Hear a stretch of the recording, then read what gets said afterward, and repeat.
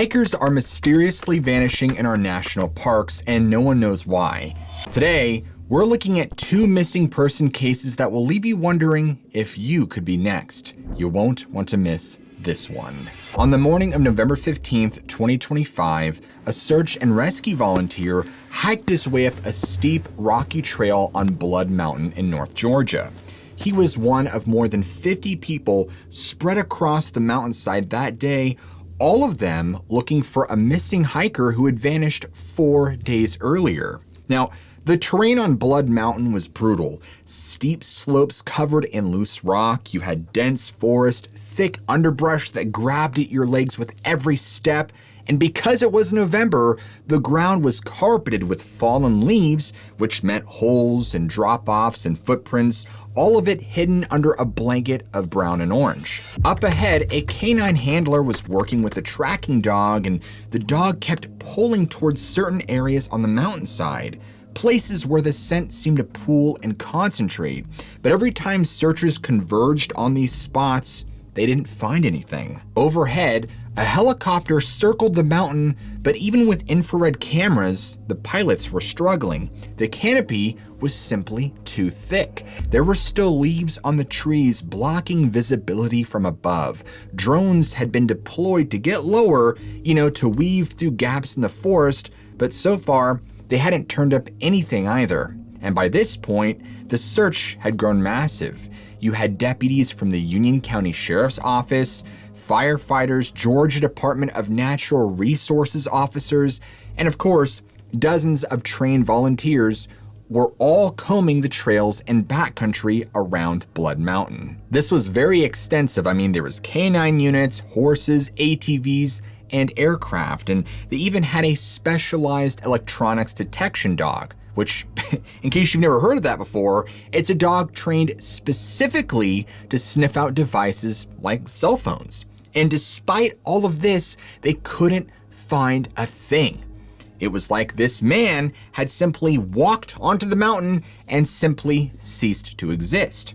Now, the searchers didn't understand it. The man they were looking for had last been seen 4 days ago on November 11th, and he had been spotted on the summit of Blood Mountain at around 1:30 in the afternoon talking to another hiker. Then he started walking back down the trail, and that was the last anyone had seen of him. 4 days earlier, on the morning of November 11th, 2025, a 67-year-old man was staying with relatives in North Georgia. He was visiting from Dallas, Texas, where he worked as a lawyer and taught classes at a university. It was Veterans Day, and he had the day off, and he decided to spend it doing something he loved, which was going for a hike. And it turns out there was a trail nearby that he knew, Blood Mountain. As it turns out, it wasn't far from where his family lived, and he'd been there before. Now, the trail was popular, it was well marked, and the round trip was only about 4.5 to 5 miles total, so he figured he'd go up and enjoy the views from the summit and, be back in time to relax with the family before having to head back to Texas later in the week. So he told his relatives he was just gonna take a short nature walk. Nothing serious, right? Just a quick trip up the mountain and back. He got dressed in his khaki pants, a camel-colored sweater, and a dark green windbreaker. He didn't bring a heavy backpack or any overnight gear. Why would he? This wasn't an expedition, it was just a casual day hike on a very familiar trail. He then drove to the Byron Herbert Reese trailhead in Union County, parked his car, and set off up the trail alone. Now, the hike to the summit of Blood Mountain is about 2 miles. The trail gains elevation steadily, winding through forest before opening up to rocky outcrops near the top. And on a clear day, you can see for miles from the summit. So by early afternoon, he had reached the top. It was around 1:30 when another hiker spotted him on the summit. The two struck up a casual conversation. Nothing memorable. This was like small talk, basically. And initially, he seemed fine. Just a guy enjoying a walk in the mountains. He wasn't delirious. He wasn't someone who hadn't taken his medication. He was a perfectly normal guy. So after a few minutes, he mentioned he was going to head back down. The other guy watched him start his descent, walking down the trail toward the trailhead where his car was parked. And that unfortunately, was the last confirmed sighting of Charles M. Hosh. Now, by that evening, Charles's wife Beth and his law partner Kate Morris were starting to worry because the hike should have taken a few hours at most, and Charles should have been back by now, or at least checked in. But evening came and went, and there were no calls or texts, so Beth tried calling his cell phone. It went straight to voicemail. She tried again, straight to voicemail. Now, this was strange because Charles always kept his phone on.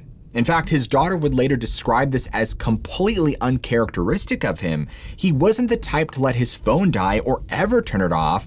I mean, if anything, he was meticulous about staying reachable. Beth and Kate tried using location services to ping the phone, hoping they could at least see where it was, but the phone wasn't just going to voicemail. I mean, it appeared to be completely off with no signal or location data at all. So, by late that night, Beth and Kate couldn't wait any longer. They got in a car and drove to the Byron Herbert Reese trailhead. When they pulled into the parking lot, it was dark. The lot was mostly empty, but there was still one car there. It was Charles's. He had never come back down. So early the next morning on November 12th, the Union County Sheriff's Office was alerted that a hiker was missing on Blood Mountain, and search and rescue operations began immediately. You had deputies, firefighters, trained search and rescue volunteers converging on the trailhead, and they did confirm that Charles's car was still on site and that there was no sign he had returned. Ground teams began combing the trails and the surrounding woods, calling out his name, checking every offshoot and drainage where he might have wandered. In fact, the urgency was very real because Charles had only been dressed for a short day hike. He didn't have heavy gear or supplies, and the temperatures in the North Georgia mountains were dropping very fast. In fact, that first night it had gotten down into the low 20s, which is cold enough that hypothermia was a serious risk for anyone stranded outdoors without proper equipment. As the hours passed and there was no sign of Charles, the search intensified. So by the end of the first week, the operation had grown to include dozens of specialized units. Canine tracking teams were brought in to pick up any scent of Charles in the rugged terrain. You had helicopters equipped with infrared flying over the dense forestry, scanning and looking for heat signatures. They even had drones which were deployed for aerial reconnaissance in areas which were just too thick for ground crews to reach. This, folks, was a major deal. At one point, there was over 95 personnel on the ground simultaneously. There were even some from Texas who knew Charles personally flew out to help. And while the numbers were great, the rough terrain forced most searchers to proceed on foot, moving in careful line sweeps through the woods, checking every rock, every depression, any place where someone might have fallen or taken shelter. I mean, even the canine teams were working constantly. And with everything going so well at the time, search commanders began to narrow the focus to roughly a 1 square mile area based on where the dogs were alerting. Teams then searched those zones over and over. They checked steep drainages, they pushed through the dense foliage, they looked in every crevice and hollow where anybody might hide. But folks, there was no sign of Charles. And as you can imagine, search coordinators were baffled. They had a scent, the dogs were picking up something, but there was no physical evidence whatsoever of a person ever being there. Nothing that could tell them which way Charles had gone after leaving that summit. The terrain, of course, wasn't helping. I mean, Blood Mountain is the highest point along the Appalachian Trail in Georgia, roughly 4,500 feet above sea level. I mean, the area is a maze of steep, rocky trails and large boulders and dense forestry. There are countless nooks and crannies where anybody could be hidden from view. Kate Morris, who had joined the search effort, was acting as a family spokesperson, described the conditions. Search coordinators worried that rainfall could wash away scent trails, making it even more difficult for the dogs to track. Heavy rain on November 21st actually forced a temporary pause in some ground operations just due to safety concerns, like slick rocks, risk of flash flooding, etc. Authorities did put out public appeals. They asked anyone who had been hiking, hunting, or camping near the area on November 11th to please come forward with any information. They made a special request to local hunters because mid-November is hunting season in North Georgia, and hunters often set up trail cams. Well, the sheriff's office announced that trail camera footage could provide critical information. And even though dozens of hunters responded, there was no useful information that turned up. 10 days after Charles vanished, a total of 268 people had participated in the search op with nothing found. At this point in the story, you might be thinking you understand what happened. An older man, 67, he goes hiking alone on a mountain trail. Maybe he wasn't in the best shape, maybe he wasn't experienced, maybe he wandered off, got lost in unfamiliar terrain, and he simply couldn't find his way back. I mean, inexperienced hikers get lost in the wilderness often, except that's not what happened, because here's what the searchers knew and what makes this appearance almost impossible to explain. Charles Hosch wasn't some casual tourist who wandered into unfamiliar wilderness. He was a Harvard Law graduate, a very highly respected attorney who practiced for decades, a law professor at Southern Methodist University's Dedman School of Law, where he had spent over 30 years mentoring students and colleagues. More importantly, for a situation like this, he was a former Eagle Scout. He had volunteered with the Boy Scouts for years. He had wilderness survival training. Folks, he knew how to navigate terrain, how to find shelter and stay alive in the outdoors. And more interesting is that he grew up in Gainesville. That's right near the mountains. He had been hiking here since he was a child. He had intimate knowledge of the terrain from decades of exploring. This wasn't unfamiliar to him. His daughter Julia traveled to Georgia to help with the search, and she even described her father as an Eagle Scout in every sense of the word, someone who is resourceful and resilient in the outdoors. And she even said something that stuck with everybody who heard. If anybody could creatively figure out a way to find shelter, warmth, food, and just survive, well, it would be Charles. As of November 24th, Charles M. Hosch remains missing, and official ground search operations have been paused pending new information or clues. Tragically, Charles is one of thousands of hikers and outdoorsmen that vanished in a national park or forest under mysterious circumstances with virtually no trace of ever being found. And in fact, there are so many that retired officer and author David Paulides dedicated an entire branch of research to this topic called Missing 411. It's here that he details many of these cases and the strange circumstances surrounding their disappearance. I want to give as much love and respect to the Hosch family during this incredibly difficult time. May God be with them as they navigate their grief and give them the comfort and strength they need. Prayers that Charles will eventually be found and they can have closure. On the afternoon of July 18th, 2007, a 60-year-old man named Carl Bollock was in his garage in Corvallis, Montana, working on a carpentry project. It was just past noon, and Carl was expecting his wife Barbara to walk to the door any minute. She had left that morning to take a visitor on a quick hike, one of those let me show you Montana excursions that Barbara loved to do whenever they had guests. And she'd specifically told him that they would be back for lunch. So Carl wasn't worried. His wife went hiking all the time. And in fact, before his heart attack a few months back, he used to go with her constantly. But now, he couldn't handle the steep trails anymore. So Barbara would go on her own or take friends. It was just part of their life in Montana. But noon came and went, and then 12:30, and then 1, and Carl started glancing at the door to the garage more frequently, kind of expecting to see Barbara's face appear in the window with that apologetic smile she'd give when she ran late. At about 2 p.m., the phone in Carl's garage rang. When he picked it up, it was a Forest Service law enforcement officer. And the first thing she asked him was whether his wife's name was Barbara. Now, Carl would later say that this very first thought that went through his mind was that something terrible had happened. But then his second thought, almost immediately after that, was that it couldn't be right. Because if anybody was in trouble on that hike, it would have to be the person Barbara was with, not Barbara herself. And this was because of how experienced she was, how prepared she was. And in fact, Carl basically told the officer exactly that. He's like, BS. He literally thought if anyone was lost out there, it was his wife's hiking companion. The officer explained to him, no, Barbara was the one who was missing. Her hiking companion had reported her disappearance from a trail called the Bear Creek Overlook, and search teams were already being organized. Well, Carl hung up the phone, and for a moment, he just stood there in his garage. And then he got in his car and he drove toward Bear Creek, the whole time telling himself that this had to be some kind of misunderstanding.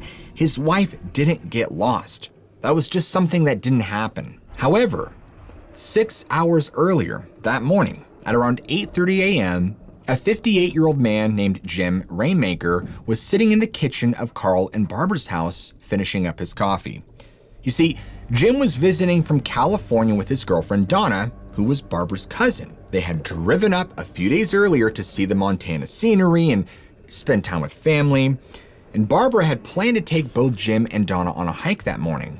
But when Donna woke up, she was hungover from the night before, and she said she just wasn't feeling up to it. So Barbara looked at Jim and asked if he still wanted to go, just the two of them. And Jim said sure. Barbara told Carl that she was taking Jim to a place called the Bear Creek Overlook. She said they'd be back for lunch. And Carl barely looked up from what he was doing. His wife said things like that all the time. Barbara and Jim got in the car, drove about 15 minutes to the trailhead, and when they arrived, they found that the road leading to the parking area was actually closed for construction. There were workers there doing maintenance on the road, but when Barbara pulled up and explained she just wanted to hike the trail, the workers waved them through. No big deal. So she parked the car, she and Jim got out and started up the trail. Now, the Bear Creek Overlook Trail is actually about 4.5 miles round trip. It's roughly moderate, and it takes you up through forests of Douglas fir and lodgepole pine, past meadows of wildflowers, up about 24 switchbacks to this stunning overlook where you can see the entire Bitterroot Valley spread out below you. And on a clear day, and July 18th was a clear day, you could see for miles in just about every direction. Jim had never hiked this trail before. He was from California visiting, but Barbara set a comfortable pace, and the two of them made their way up the mountain, just chatting casually as they went. At some point during the ascent, Barbara and Jim rounded a bend and saw two young men coming down the trail toward them. The men looked to be in their early 20s. One had dark skin and black hair, the other had reddish hair and a medium complexion, and they had a dog with them, a black mixed breed with floppy ears and white markings on its chest. Barbara stopped to say hello, and the conversation ended up lasting about 30 minutes. You know, they were just having casual small talk. And eventually, the group said goodbye, and they went their separate ways. Now, Barbara and Jim continued up toward the overlook.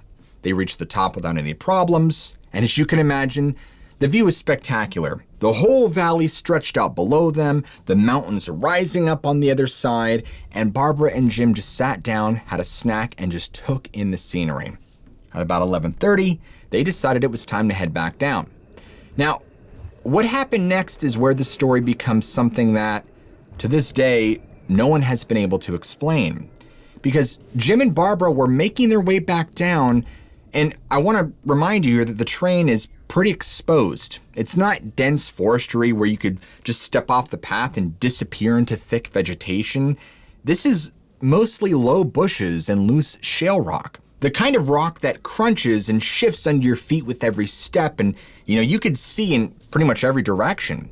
So Barbara was walking ahead of Jim, maybe 20 or 30 feet max, and at some point, Jim stopped walking. He turned around to look back at the view from where they'd come. The overlook was behind them now, but you could still see a good portion of the valley from this spot on the trail. And Jim, just wanted to take one more look before they descended. He stood there for maybe 45 seconds, less than a minute in total, just admiring the scenery one last time. And he turned back to continue hiking, and the trailhead ahead of him was empty. Barbara was gone, not a trace of her. Initially, he assumed that she had just walked around a bend or something, so thinking that, he jogged forward to catch up, but she wasn't around a bend. She wasn't anywhere. And he starts calling her name, Barbara, Barbara, but the only sound that came back was his own voice that reverberated off the canyon walls. He began searching frantically. He checked behind every large rock, and he looked over the edge of the trail where it dropped off steeply, and he kept calling her name the whole time, looking at every nook and cranny he could find. But there was no sign of her anywhere. It's as if she had mysteriously vanished into thin air. Jim searched for an hour, and then he made a decision. He basically ran down the trail back toward the parking area, and when he got there, the construction workers were still there. Jim ran up to them, out of breath, and he's asking if they'd seen a woman come down the trail, about 5 feet tall, wearing tan shorts, but the workers told him no, they had not seen any woman leave the trail. But then, one of them mentioned something, and he said that about 30 minutes earlier, they had seen 2 young men with a black and white dog leave the trail and drive away in what looked like a older Chevy SUV. Of course, Jim didn't know what to make of that information. He didn't really know what to make of any of this. So he just asked the construction workers if he could use their radio to call for help. Now, by around 2 p.m., authorities contacted Carl after Jim reported her missing. When Carl arrived at the Bear Creek trailhead, there were already search and rescue teams assembling. He found Jim and asked him to explain exactly what happened. And Jim told him the same thing, that they had hiked to the overlook, had a snack, and began to head back down. Jim had stopped to look at the view for less than a minute, and Barbara was gone. Carl couldn't even begin to process this because it just didn't make sense. At this point, he told the search and rescue team something that would only make the situation more baffling. Barbara always carried a black day pack wherever she hiked, and inside that pack, she kept food, water, and a .357 Magnum revolver. And in fact, she brought that gun every single time she went hiking because of the wildlife in the mountains. Bears, mountain lions, moose. And so if something had attacked her, if something had tried to grab at her, she was well armed. But the search teams confirmed that they hadn't found any backpack or any gun. They did bring in search dogs, in which they gave the dogs articles of Barbara's clothing from her house, and they took them up to the exact spot where Jim said that she had vanished. But interestingly, the dogs couldn't pick up her scent. Not on the trail, not off the trail. It was like she had never been there at all. And if any of you are familiar with Missing 411, you might start to see a pattern emerging. Because over the next several hours, the search operation expanded dramatically. But of course, they couldn't find anything. And in fact, the lead investigator, a sheriff named Chris Hoffman, who had been in law enforcement for over 30 years, happened to be standing at the spot on the trail where Barbara had vanished. And he made an observation that would haunt everyone involved in the case, because he noted that the trail surface here was covered in very loose shale rock, which is the kind of surface where you can't walk quietly because every single step makes a crunching, shifting sound. So if Barbara had stepped off the trail for any reason, or if she had fallen, if she had been grabbed by an animal, if anything happened at all, Jim would have heard something. But the plot is about to thicken, because as the investigation continued, the search teams learned more. Every piece of info they gathered only made her disappearance more baffling. Barbara was 55, 5 feet tall, 115 pounds, and in excellent physical condition. This was somebody who ran daily. She had been hiking in the mountains for years, and even the Bear Creek Overlook Trail was one of her favorites. It was one that she had done so many times already, and she was very familiar with the surroundings, the switchbacks, the viewpoints, everything. If there was anyone on Earth who knew how to navigate it safely, it was her. The sheriff's department desperately wanted to talk to the 2 men who had been on the trail that morning, not because they were suspects, because there was no evidence of foul play, but because they were potentially the last people besides Jim to have ever seen her alive. The department did put out a public appeal, and they even offered 10 grand for information leading to the identification of these 2, but even despite the reward and the publicity, the 2 never came forward. The intensive search continued for 2 full weeks, and they searched everywhere, every cliff, every crevice, every possible place where someone could have fallen or gotten stuck. I mean, they even searched at night in case Barbara was injured somewhere. They brought in specialized teams to rappel down the steep drop-offs along the trail. But even then, unfortunately, there was no trace of Barbara. Sheriff Hoffman even held a press conference after those 2 weeks, and he used a word that law enforcement, they don't like to use when discussing an active investigation. He called her disappearance a mystery, and he said, "We are perplexed. We have combed the area and the vicinity of the disappearance very well. No trace at all has been found." Even crazier is that these circumstances were so bizarre that they were actually trying to verify whether Barbara had even been on the mountain that day because there was no physical proof that she had ever set foot on the trail. Barbara Bullock was never found, nor were any of her belongings. Additionally, I want to point out here that there was never any evidence found of an animal attack or blood or torn clothing or any signs of a struggle. Even David Paulides has said that he knows this case extremely well and that he interviewed Jim years after Barbara vanished. But even he hasn't formed an opinion on what really happened to her. Like the Hosh family, please send your love and prayers to anyone affected by this loss. And my hope is that by covering these cases, maybe one day these families will have closure. Unfortunately, as of now, her whereabouts remain a mystery. Now, because you guys made it to the end, let's dedicate this to the victims and families affected. So please comment down below, closure. And never forget, I love you all. Keep an open mind, and I'll see you all in the very next video.